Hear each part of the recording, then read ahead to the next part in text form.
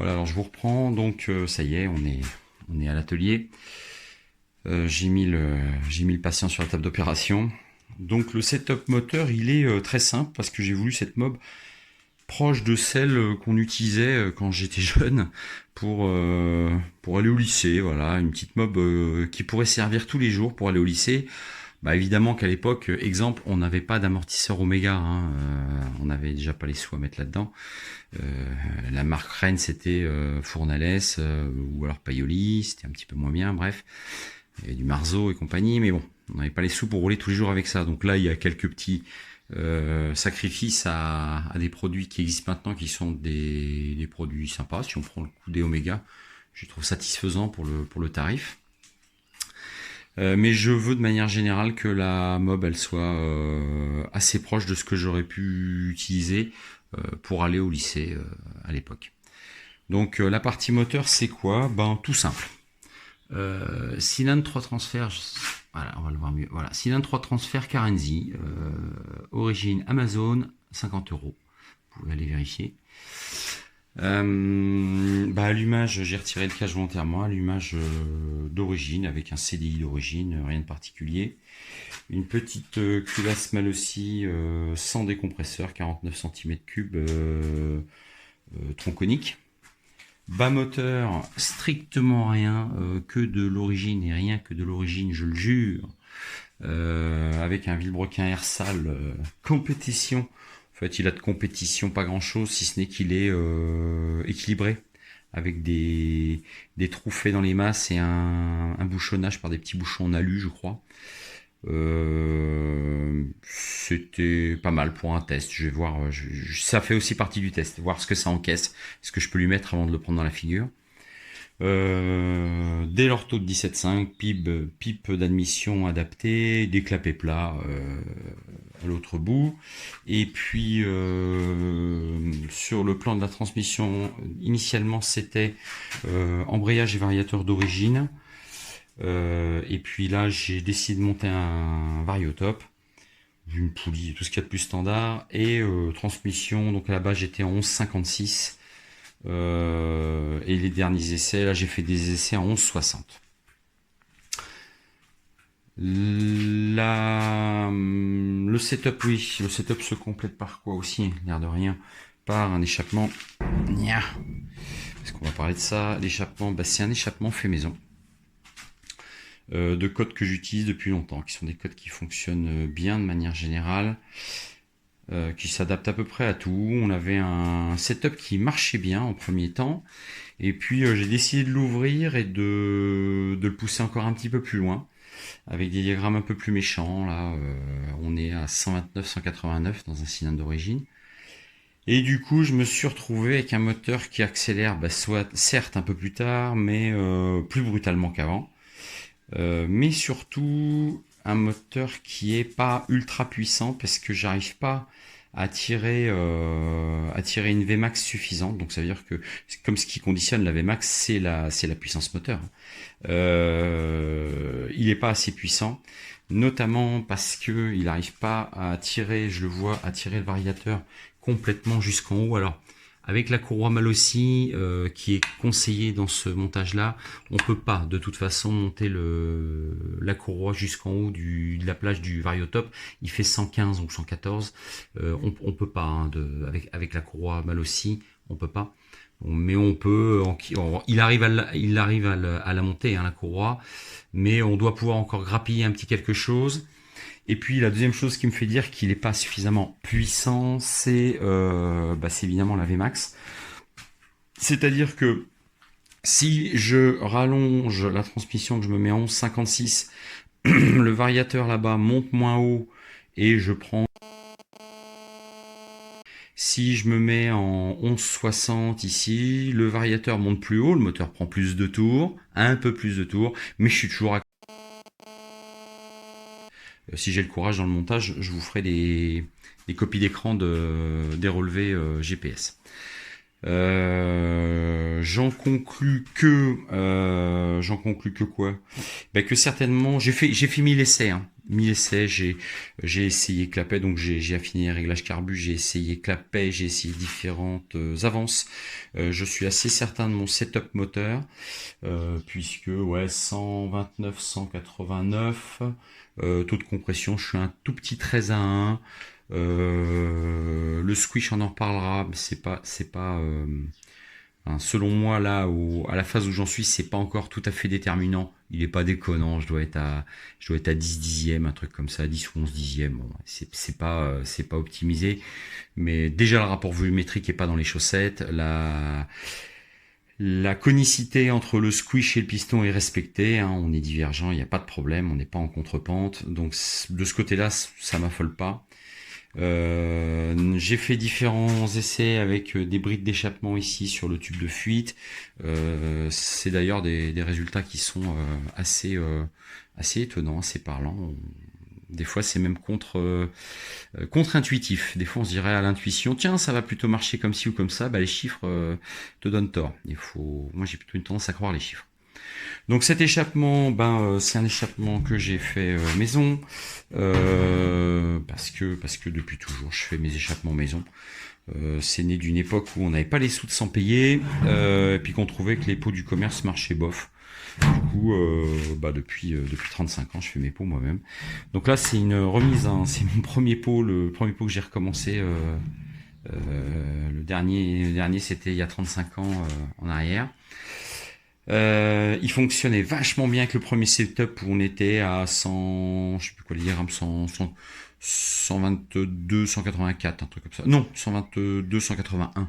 Donc il fonctionnait super bien. Je pense sincèrement, là, vu l'augmentation relativement massive des diagrammes que j'ai faites, je pense sincèrement que après avoir tourné tout autour et essayé plein de trucs, je pense sincèrement que le pot est plus accordé. Donc là, le premier essai, le premier essai du côté échappement, ça va être d'apporter des modifs sur le pot. J'ai fouillé dans mes archives et regardez donc ceux que j'ai retrouvés. Quand je vous dis que ce pot, je le fais depuis longtemps, enfin je le connais, et que je fais des pots d'échappement depuis longtemps, dans mon grenier, j'ai retrouvé voilà, un pot tout rouillé, mais globalement en bon état, pas de poc. Il avait même son cintre, et son cintre, je l'ai déjà coupé, supprimé. C'était un pot maison. Déjà, celui-là avait été fait dans une tôle de 6 dixièmes. Il est pas vilain du tout, il est bien propre, il est pas calaminé, il est chouette, il a un silencieux. Il est moche, mais il a un silencieux, il a un tube de fuite du bon diamètre. Ce sera efficace, ça fonctionnera. Donc il a exactement les cotes de celui-ci. C'est les mêmes cotes. Donc ce que je vais faire là, ça va être l'objet de cette vidéo là, ça va être création d'un nouveau cintre, cette fois-ci plus long, je vous expliquerai pourquoi, et puis raccourcissement de la partie centrale, et je vous expliquerai aussi pourquoi. Test, et voir si ça valide ce que j'ai essayé de comprendre par le calcul, et qu'a priori ce serait que mon cintre là sur cet échappement là fait 160 mm, il est donc 160, et là-dessus il faut rajouter bien sûr la longueur du conduit d'échappement dans le cylindre plus la longueur de la rotule, hein, évidemment. Donc j'ai plus les chiffres en tête, mais bon, en tout cas le cintre lui fait 160, et le cintre a priori est trop court. Et c'est là que je dis que c'est par exemple contre-intuitif. On se dit, bah tiens, j'ai augmenté les diagrammes moteurs, et la logique dirait que si je veux des chevaux plus hauts, il faut que je raccourcisse l'échappement. Donc tiens, de manière simple, je vais recouper le cintre. Et si on se penche 3 secondes sur le calcul, la longueur totale de l'échappement, effectivement, faudrait qu'elle varie, mais a priori, le cintre serait trop court. Ce qui ferait que l'onde de dépression, je parle bien de l'onde de dépression, qui arrive au moment où les transferts commencent à s'ouvrir, enfin une dizaine de pourcents après l'ouverture des transferts, quand le piston descend, cette onde, a priori, elle arriverait pas au bon moment, elle arriverait un peu tôt. Donc ce qui fait qu'en réalité, ce cintre, lui, serait accordé, l'échappement lui-même serait accordé, pour l'onde de pression serait alors accordé aux alentours des 11 000 tours. Bon, ce qui semble aller pas mal. Mais par contre, sur le plan de l'onde de dépression au niveau des transferts, on serait accordé beaucoup plus haut, 12 000, 12 003, 12 004. Donc ça, ce serait peut-être le premier problème. Le deuxième problème, ce serait effectivement de devoir raccourcir. Donc je vais devoir faire un cintre plus long. On se doute bien que du coup la longueur totale de l'échappement va être plus longue. Du coup on va se retrouver avec un échappement qui va être accordé à un régime plus bas. Sauf que pas de chance, c'est pas ce que je veux puisque j'ai majoré mes diagrammes. Du coup il va falloir que je compense ça en raccourcissant le pot par sa partie centrale pour me retrouver toujours à un accord à 11 000 tours minute. Et voir un peu si donc le fait de, en théorie, favoriser la vidange des transferts, donc le remplissage moteur, apporte des chevaux en plus. En gros, est-ce que j'augmente ma puissance et comment je vais l'objectiver? Ben, si avec le même nombre de tours moteur, j'arrive à tirer une transmission plus longue, à monter un variateur plus haut et du coup en fait avoir une vitesse max plus grande. Ça voudra dire que mon moteur développe plus de puissance et qu'il est capable d'emmener une transmission plus longue. Je suis bien d'accord, si je perdais 30 kg de poids de corps, ce serait génial, la machine irait mieux. Les choses sont ce qu'elles sont, et puis j'ai pas décidé de me mettre à la diète pour un 103. Donc voilà, ça ce sera l'objet de cette vidéo-là. Fabriquer un échappement plus long et le tester et voir si je me plante ou pas. Il y aura derrière d'autres modifs, si c'est validé, d'autres modifs à apporter sur la partie du divergent, mais je vous en parlerai en temps voulu. Allez, je vous reprends. Alors derrière chaque grand homme, il y a toujours une grande femme. Bah là précisément, la partie CAO, dépôt et tout le reste, c'est ma chérie qui le fait. Donc voilà à peu près à quoi ressemblent les dessins et les mises en 3D de la pièce, c'est quand même génial. Derrière, ça lui permet de m'imprimer les gabarits des pièces que je vais devoir découper. Donc là, on voit une photo où on a le gabarit papier et puis les pièces une fois découpées dans la tôle. Une fois que, bon là, oui, c'est moi en train de découper. Une fois qu'elles sont découpées, ces pièces, je finis le meulage, l'ajustage pile poil au traçage. Pour derrière les rouler, puis les assembler. Alors là, je me suis chauffé au début au TIG. Mais franchement, de la 8/10 au TIG, c'est chaud. Enfin, c'est chaud pour moi. Un soudeur, c'est sans doute qui se promènerait. Donc du coup, j'ai repris la bonne vieille technique du flambard. Et ça s'est plutôt pas trop mal passé, même si le résultat esthétiquement est pas super beau. Je pense que ce sera solide. Et surtout, j'ai dû rattraper toutes les bêtises que j'avais faites avant. Je vous reprends vite fait. Là, j'avance sur le pot d'échappement. Et je l'ai donc coupé en deux pour le raccourcir sa longueur totale. Je me suis rendu compte qu'il était plus calaminé que ce que je pensais. Du coup, je lui mets un petit coup de lampe à gaz pour retirer la calamine et repartir sur quelque chose de propre, j'en profite. Et il y a quelque chose que j'avais jamais remarqué, c'est l'écoulement des flux gazeux dans le convergent, au niveau du cône convergent. Je parle bien de flux gazeux là, puisqu'on n'est pas sur des vitesses, on parle pas d'ondes. Et vous allez voir en fait quand on est au centre, quand la flamme est au centre, c'est un flux laminaire, et quand on porte la flamme sur les bords, là on le voit bien parce que la flamme est jaunâtre, c'est en train de brûler de la calamine, et bien on passe sur un flux vorticiel. C'est assez rigolo. Je vais t'aider. Bon, c'est juste pour info, hein. Ça veut bien démarrer ça. Voilà, hop. Voilà. Donc là je vais chauffer un peu pour que la calamine gentiment prenne feu et qu'on voit la flamme jaune de la calamine. Bon, déjà là on voit quand la flamme elle est positionnée au centre, elle est pas perturbée du tout, hein, elle est à peu près linéaire. Et quand on va commencer à la poser sur les côtés, on voit bien au fond là le flux vorticiel. La flamme elle tourne sur elle-même. Et ça on peut le faire tout autour, dès que... Alors il faut attendre un petit peu parce que ça marchait mieux tout à l'heure quand la calamine était bien chaude partout. Mais voilà, tiens, on voit bien là au fond le flux vorticiel. Et donc là il faudrait que je chauffe tout l'échappement complet, mais on voit très très bien que ça tourne en vortex pour aller là-bas vers le tube de fuite. Et si on se met bien dans l'axe, on voit bien qu'au niveau du tube de fuite, il n'y a pratiquement pas de régurgitation. et que ça s'écoule de manière linéaire. Mais dès qu'on se positionne un petit peu sur les côtés, hop là, c'est parti. On a un flux vorticiel. Bon, c'est tout. C'est parce que ça me faisait. Je m'étais jamais tellement posé la question de comment s'écoulaient les flux dans un échappement, enfin au niveau du contre-cône, voilà. Et c'est rigolo. Là, on voit très très bien le vortex.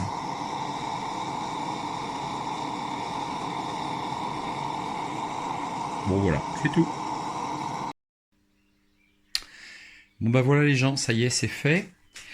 Le cintre, il est fini, il est adapté, soudé au corps du pot. Alors, il est pas beau, les soudures sont pas belles, c'est solide. Les soudures sont pas belles parce que je me suis chauffé au TIG, du coup j'ai fait des trous partout. Et donc il a fallu que je rattrape mes bêtises au chalumeau. Ceci dit, il n'y a pas de turbulence à l'intérieur. La courbe, elle est harmonieuse. Donc sur le plan fonctionnel, il n'y a pas de souci.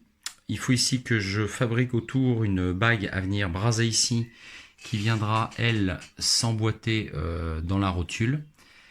Et puis, il faut encore que je fasse une fixation de la partie arrière. Alors là, c'est pareil, les soudures sont pas belles du tout. Parce que ça, c'est de la tôle de 6 dixièmes qui a 35 ans. Comme on peut le voir, elle est pourrie de rouille. Et du coup, elle fait plus 6 dixièmes. Elle fait sûrement 4 ou 5, je sais pas. Du coup, j'ai lutté, j'ai fait plein de trous un peu partout et tout. La soudure est vraiment pas belle. Bon, encore une fois, c'est un pot d'essai. J'en ai profité, j'ai viré la cartouche alu et puis je vais mettre un peu de laine de verre, enfin laine de roche neuve là-dedans, histoire de pas faire trop de potins et pas embêter mes voisins. Donc l'étape d'après, bah, ce sera de faire des pâtes à souder là-dessus. Je pense que je vais m'en voir parce que souder sur une tôle pourrie comme ça va pas être facile. Et puis venir me fixer sur la pâte du bras oscillant comme c'était juste avant. Et on pourra enfin passer aux essais. Donc je clôture la vidéo concernant voilà, cette partie-là. Là, je l'envoie. Et puis quand on se reverra, le pot il sera monté et j'espère qu'on aura pu faire, que j'aurais pu faire déjà des premiers essais, peut-être vous livrer des premières impressions. Voire peut-être même des chiffres. Je sais pas ce que j'arriverai à faire. Voilà, voilà. À plus tard.